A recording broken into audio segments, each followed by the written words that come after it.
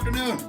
I'm Jim Parsons, Wheelchair Jimmy, and I want to thank you all for allowing me the opportunity to speak with you this afternoon about disabled travel and the WJAR project. Currently, there are over 50 million Americans that have a disability of some type, including over 3.5 million that use wheelchairs for mobility, and another 6.5 million that use canes, crutches, walkers, or scooters just to get around. And that's in the US alone. And the sad part is that many people in the disabled community, they don't travel much because they're concerned about the accessibility of the hotel or the restaurant or their transportation options. And search engines like Expedia and Hotel.com, man, they just don't get it. They don't have a clue when it comes to accessibility or what's being wheelchair friendly.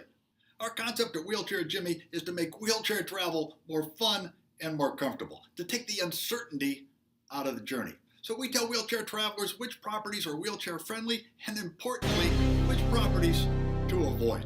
You know, after 50 years traveling in a wheelchair and going to almost 40 countries, I know there's a big difference between what being ADA compliant is all about and what being wheelchair friendly is all about. So we created the Wheelchair Jimmy Accessibility Rating Index, the WJAR, to basically replace the very outdated ADA guidelines, really from almost 30 years ago. You know, naturally, everyone wants to have a step-free environment and clear access to a bed, a shower, a toilet, but let me point out some critical differences. Furniture is not covered by the ADA. You know, one of the new fashion trends is to have beds that sit up an extra 4 to 12 inches, and bed height is one of the biggest complaints from wheelchair travelers. And until 2010, hotel rolling showers were not covered by ADA. So shower design nationwide is inconsistent. You know, many roll-in showers have bench seats, but often you can't reach the shower controls. And often there's a dangerous, flimsy, temporary plastic chair, or no chair whatsoever. And street grade, the steepness of a hill, is not part of ADA. And many beautiful resorts are built into the side of a mountain, or located on a steep street.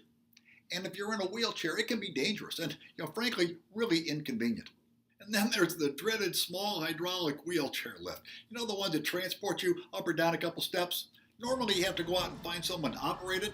They have to go out and find someone with a key, and that can take an extra 15 to 30 minutes. You know, I dread these. I avoid these at all costs. You know, they are ADA compliant, but they're horribly inconvenient, totally not wheelchair friendly.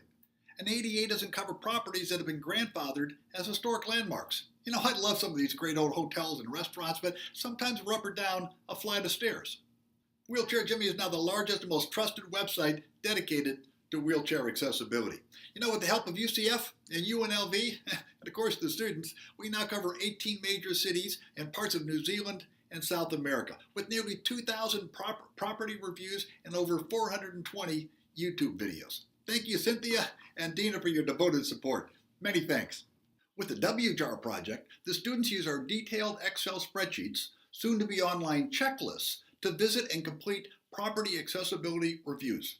And to add some reality, you know, many of the students have used a rented wheelchair to complete their reviews. They've reviewed hotels, restaurants, city attractions, transportation, even casinos. You know, it's my opinion that these detailed Excel spreadsheets and doing the videos have helped the students experience a different world, to experience the world of disabled travel, which is really our objective.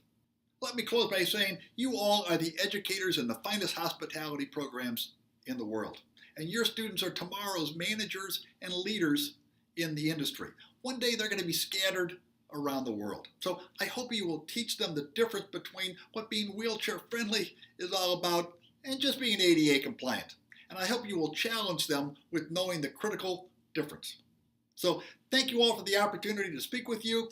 If any of you are interested in partnering with Wheelchair Jimmy, talk to one of the professors or contact me directly through the website. Again, many thanks. Have a great workshop. Bye-bye.